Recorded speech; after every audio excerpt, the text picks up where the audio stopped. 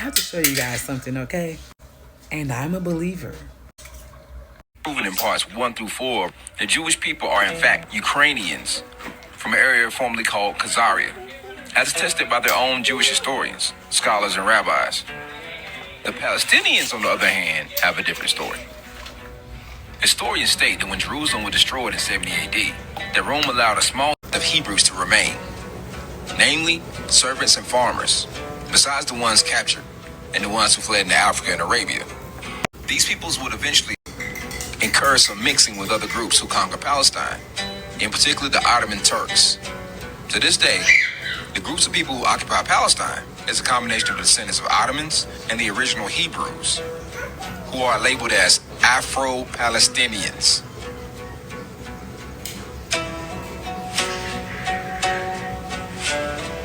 The African presence is still visible in Israel today. There are thousands of African Palestinians who live in Israel with deep roots to the land, whose ancestors date back for centuries. I met with Ali Jaddah, tour guide, and the informal mayor of the African Palestinians in Old Jerusalem. I asked him about his life and relations between the Afro-Arabs and the Jews. Well, life for him, I think it's the hell. I'm one of those people who had experienced that. To be Palestinian, that's a big problem. But to be a black Palestinian, I'm quite convinced it will be the hell, because as a black Palestinian, I am double oppressed by the Israelis. In what way? In what way? I will explain. First of all, they oppress me as a Palestinian, you see. Secondly, they oppress me because of my color. Whenever I go around in the Israeli side, they call me Kushi. Kushi means nigger. Kushi means nigger. So, in Israel, the land of God, people who are the brothers of the Arabs, two brothers, you are called nigger as I am called nigger in America? Let's say on the surface, this is what they say, that this is the land of God and we are cousins and there should be total equality. But once you come to the practice, when you come on ground, you will find that there is a lot of discrimination and there is a real divorce between what they say and what they exercise. Blacks and whites who watch the show saying, so why stay?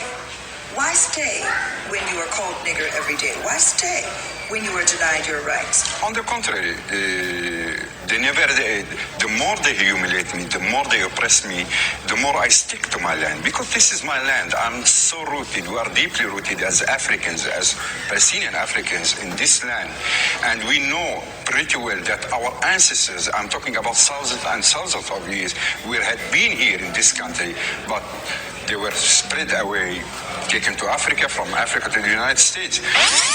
Our ancestors, I'm talking about thousands and thousands of years, we had been here in this country, but they were spread away, taken to Africa, from Africa to the United States, from Africa to the United States, from Africa to the United States, from Africa to the United States, from Africa to the United States.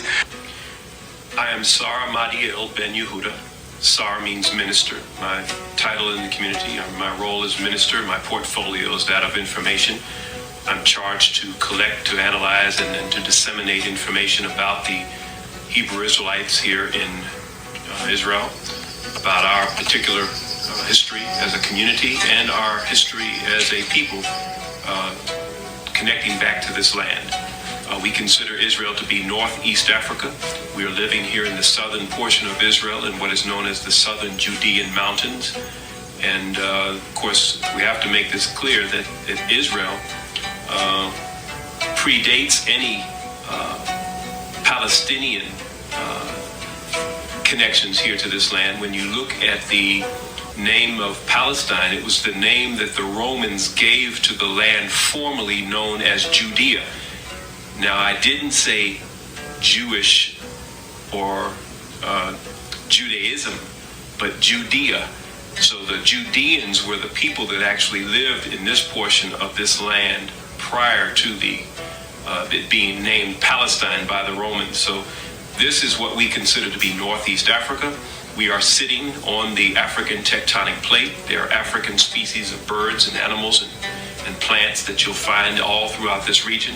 Why I took you here is that I want to show you that the country called Israel is sitting on the African tectonic plate. Now, we're going to go over here, and I'm going to show you where Israel sits on the African tectonic plate, which means that Israel is northeast Africa. Now, when we look at this map, this is the Sinai. Okay, this is the Red Sea. This is Egypt. This is the Sinai. This is Israel. All right, this is Saudi Arabia over here. Now, if you see this in Hebrew, it says Haluak Afrikani, the African plate. Here it is right here. Israel is sitting right here. Israel is sitting on the Haluak Afrikani, which means that Israel is northeast Africa. I want to say I'm sorry that my English is not so good, but I will try, to explain or to teach the people. The people don't know that we are here in this land before maybe more than 2,000 of years in this area, in Sinai Desert. It's not far from here. It's near the Jordan-Israeli border. There is our land, my grandfather's land. So before the state of Israel, the border of this Israel or Palestine is not in this border today. It's very near. Before it's El Arish in Egypt today. There is the border of the holy land. This is the religion thing. So many people they don't know that the black people here in this land, it's not for the last 100 years or something like this. It's more than 1,000 of years. From Africa. He's from Africa. نحن 10 دورات 10 generations here. في إسرائيل هيدا فلسطين هيدا اللي فيها تركي before the Palestinians, before the Turkish Empire, his people was here. The original people here was black. I know about the history of Beni Hilal. I know about the Zir Salem history. Everybody know this. Most of the Bedouin here, most of them they come from the Arab Gulf. They know. They can know they're not original here. They know that we are the original people here in this land. The Israeli author Shlomo Sand, in his book, The Invention of the Jewish People, between the pages of 184, 188, he goes into great depth talking about the early Zionist thinkers like Ber Bodakov and even David Ben-Gurion and Ben-Zvi, Yitzhak Ben-Zvi, talking about the fact that the early Judean peasants were actually the foundation of what they encountered when they came into this land.